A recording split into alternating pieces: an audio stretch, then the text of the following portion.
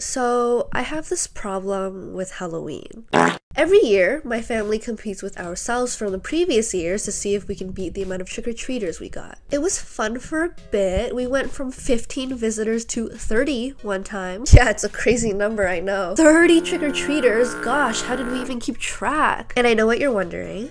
How did we make this extreme jump? Well, I'll tell you. The secret to getting more trick-or-treaters? We started buying the big chocolate bars. And each trick-or-treater not only got one bar, but also a bag of chips. We were the hot shit of the neighborhood, okay? When I was a kid and there was a house giving out big chocolate bars, became a scavenger hunt for every other kid in the area. Everyone just knew that that was the house you had to visit. And so of course, after our insane upgrade in the amount of visitors we had, buying big chocolate bars became a yearly tradition, and we hoped to stay the coolest house on the street forever. Until last year. We had 18 visitors?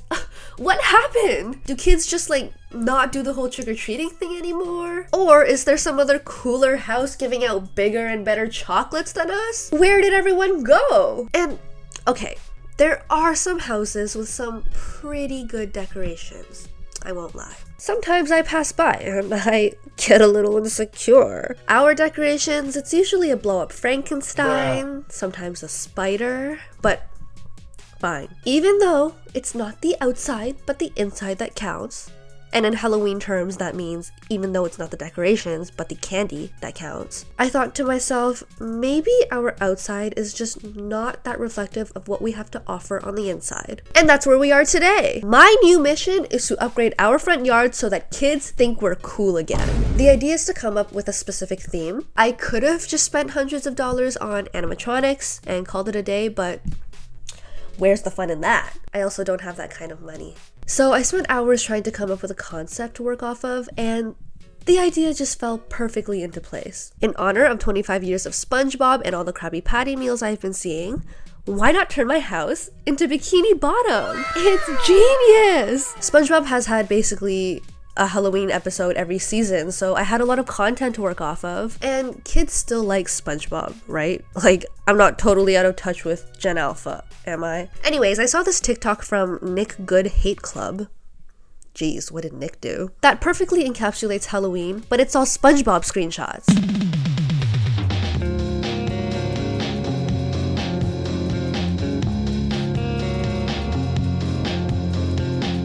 And I loved it so much, along with these photos that include more inspiration and some color palettes. So I used all of this as a base to start the project. Step number 1, of course, was to order everything I needed on Amazon and go to the dollar store. Oh, and we're on a budget, if I haven't mentioned. Everything that you're gonna see in this video is DIY, and I unfortunately don't have the funds for proper materials, so someone sponsor me, please. Thank you! I started off with these SpongeBob flowers because I feel like they were just the least amount of commitment, you know? If I lazied out or it wasn't looking too good, I was just gonna bail. And I feel like the Bikini Bottom flowers were the perfect test for that, but it worked out great, look at that! Guys, I'm proud of myself. Rating out of 10? Only an 8. 8? Only 8?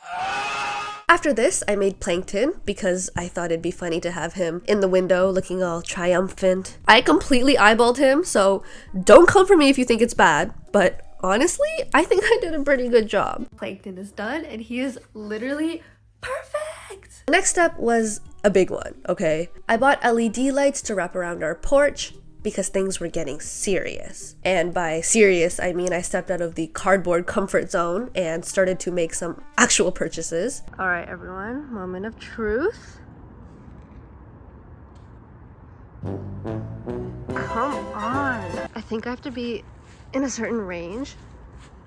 Okay, so it looks kind of horrible on camera, but I promise it's just a little bit better in real life. There are some parts that need to be touched up, like over there. I think the tape just wasn't holding it securely, so I have to push it back up.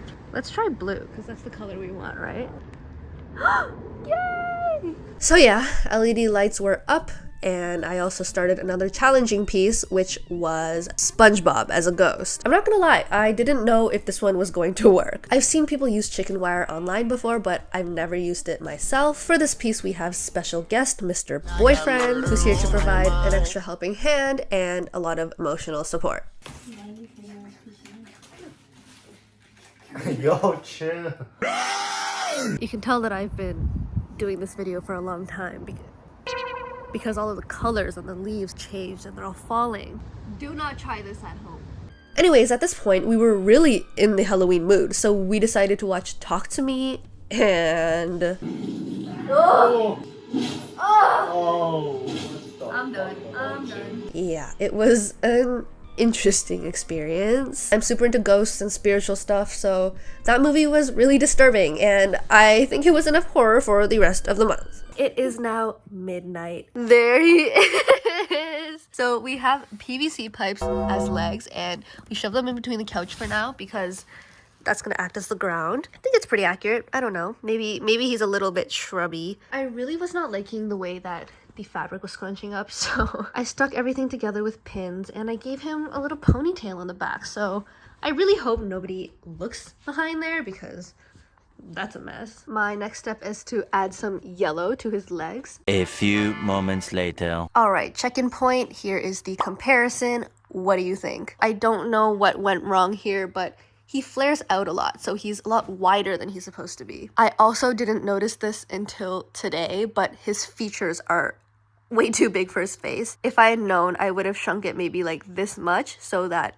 there was more fabric showing. But yeah, other than that, he kind of looks adorable. The next day, I worked on this boo sign, which honestly I feel like is really, really niche in the SpongeBob world. I don't know, you tell me, because it literally shows up for 1 second in an episode. But yeah, I feel like if you don't know the reference, it's gonna look like the dumbest thing ever when you walk by. Oh yeah, and then I spilled my dirty paint water all over the place, so that's great. I did end up laminating it. I mean, let's be real. A literal piece of paper is not supposed to be outside as decoration, but I'm broke. Okay. Anywho, I then went back outside and started sawing the enter sign. By the way, I said this earlier, but this is so dangerous. I'm not professionally trained, but I did have to use this type of equipment in school, so I have some tiny little sort of experience. But I've also seen my fair share of classmates bulldoze their fingers, so yeah, don't do this. Or do. I don't know, but just be careful. On a side note, tell me why I literally get winded after 30 seconds of sawing. Oh my god. Do I work out? No. Should I? Probably. Alright, I am now back in my room after that exhausting moment. I was actually gifted this Cricut machine very recently, so I thought, why not use it to make the lettering on the enter sign? I've only used this once and it was a while back, so I'm gonna have to relearn everything. And oh, that's from the previous owner. I spent like 30 minutes trying to figure out this machine, and I did use Comic Sans, but why do I not hate it? Like, it's kind of cute. Okay, moment of truth. I clearly still don't know how to use a Cricut machine because it didn't cut all the way through. And so I had to individually cut every piece again. Thankfully there's only 5 and I now have a guideline to work off of, but it's gonna take a bit. I also realized that this material is not a sticker like I thought it was. I clearly don't know what I'm doing. It looks kind of crazy, I know, but I liked the way the glue was kind of mattifying the letters a bit. And you know, it looked great once it dried, I swear. The last decoration I made was the bikini bottom buoy. I feel like I really needed this. Like, it's not SpongeBob without declaring that we're underwater in the town of Bikini Bottom. Oh my god, back to my short talk on stamina. I could not blow this thing up. This is not even an exaggeration. I almost passed out like twice, and I'm not joking, this took 30 minutes to completely blow up. He needs some milk! And then the rest of this is just taping, painting, and lettering. Honestly, this is my favorite piece of the whole project.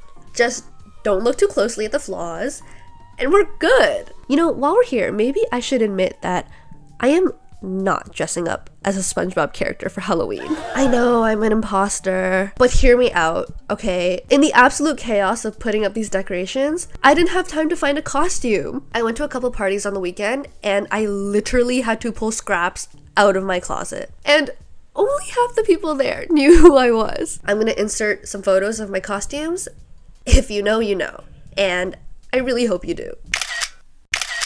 Finally, before setting everything up, I attempted to project the Flying Dutchman into our window, and I started with creating a clip to play. So of course, my research involved watching an episode of SpongeBob, very hard work. Guys, I just spent like 4 hours doing that video because there are no PNG versions of Flying Dutchman without like a background. So I had to individually mask every single frame, reverse it so it looks like he went back into his smoke, and then add the sound effects on top of that. How are you? I am under the water.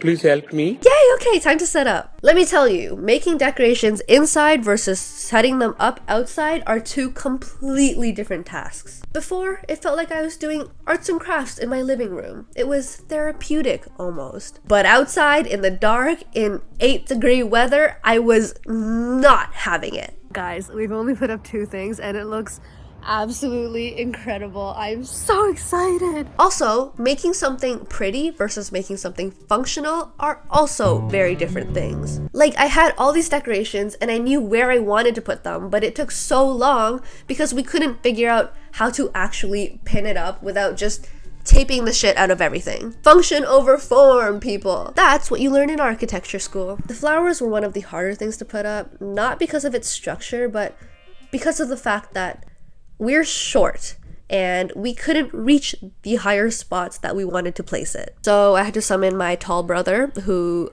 almost fell to his doom on our makeshift ladder. Whoops.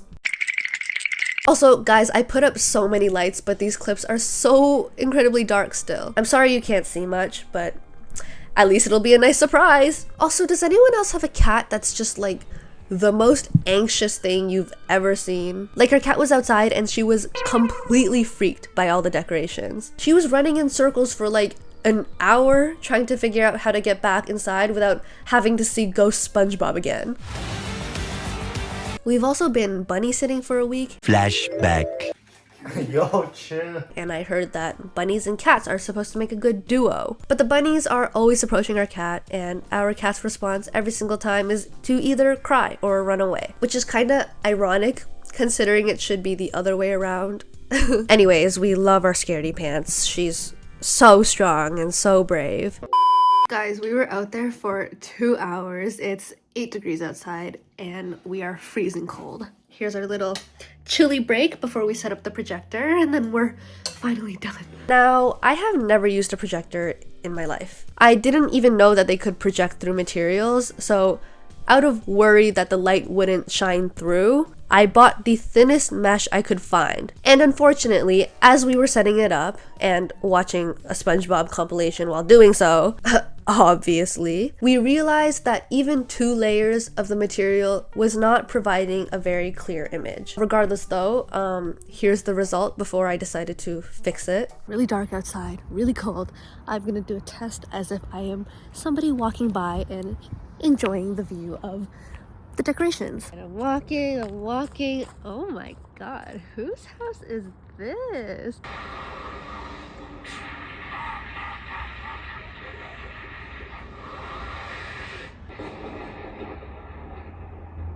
And so with that, our SpongeBob decorations were complete and we successfully turned our front yard into Bikini Bottom. I really do hope that our upgraded decorations help with our popularity amongst the neighborhood kids. If it doesn't, I'm just gonna determine that Halloween is dead and I'm never going to do this again.